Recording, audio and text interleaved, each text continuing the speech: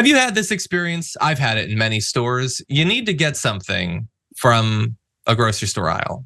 Detergent, like shampoo, deodorant, razors, and you can't just reach out and get it because that section is locked down. Maybe, like some of the supermarkets I go to, that entire section is locked down and you need an employee to help you out, bring you in there so that it's all seen, it's all authorized.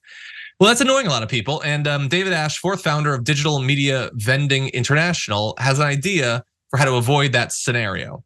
Take a look at this picture. It is an entire aisle for a store like a grocery store where it's all a big vending machine, and robotic arms would give you the shampoo or the razors or God only knows that you need. Formula maybe. And while it's still not super convenient, they acknowledge, to go through this process, they say it would be a lot faster than waiting for a manager to unlock a case of merchandise, saying it takes 15 seconds for the arm to get a product out of there. He's speaking to different retailers about this.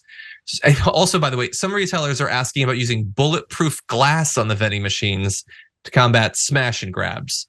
So look, what they're responding to with that is all these viral like mass robberies that have happened. We're going to talk about the actual numbers because we've all heard these stories, but is that actually reflective of what's going on? We will talk about that.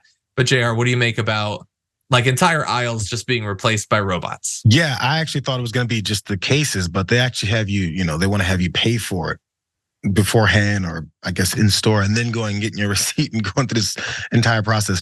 There's a new Target that opened up in Inglewood. I live, not too far. And I was like, new Target, when new Target opens up, it's like an amusement park for me. I went in there and then I was looking for detergent and some damn dryer sheets, both locked all the way up. So, wow, this is crazy. Why they're locking up detergent? I get the other stuff when people are popping Tide Pods and stuff. They locked all of it up. And I was like, man, it goes to show you what they're doing in Inglewood. I literally left. I was like, I would rather drive another 10, 15 minutes somewhere else before I deal with this process because of that inconvenience and what they're trying to tell folks they usually do, I guess. This is even worse. Now I got to go to the front, get some kind of receipt, then show you guys that and go through that tag process and punch the B12, 17, 27, and then you send it out. Oh my God. Oh my God. I might become the guy that I've always said I wouldn't, which is just sit at home and order stuff and have them bring it to me from Target. I hate that process because I don't like waiting for someone else to do what I can do. Other folks that need to, I get it. But for me personally, I'd be on the couch. This is way too many steps for me. Is that the one near downtown Inglewood? I think that one's new. Yes. Okay, yeah, it's too small. Anyway, it's a really small one. There's the other one over by the stadium. I just go to that. But anyway, look. Is this, or should we expect to see more of this? I think so. It replaces needing an employee, and we know that they want that. And I have had experiences of having to wait a really long time to get a product, and it's super annoying.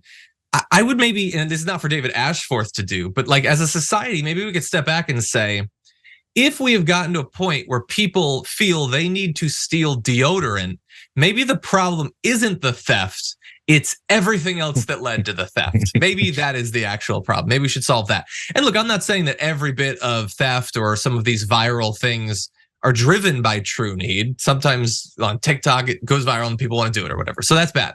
But there's plenty of people who desperately need hair coloring products or shampoo or diapers or formula, and they are desperate. And a higher wall, a thicker pane of bulletproof glass isn't necessarily the ultimate solution to that problem. And by the way, I just want to point out, everybody's worried about shoplifting, and I understand that. But it is not actually skyrocketing.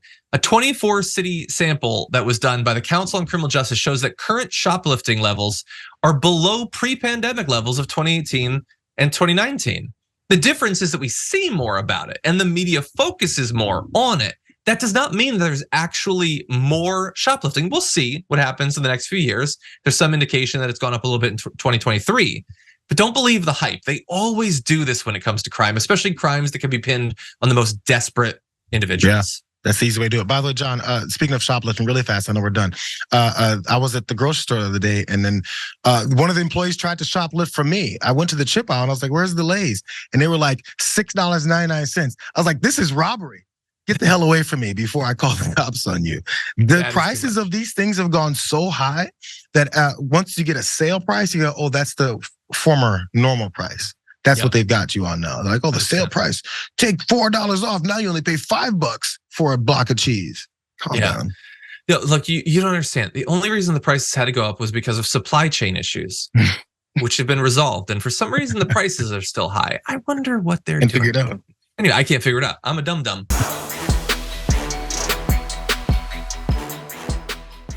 Check out the Damage Report podcast each day, wherever you get your podcasts, whether Pocket Casts or Stitcher or iTunes. You can join me as I give you the news and stories you want, with a range of co-hosts and interview guests jumping in on the fun each day. Again, that's the Damage Report, wherever you get your podcasts. And if you get them at iTunes, don't forget to rate and review. Sometimes I'll read them live on the show.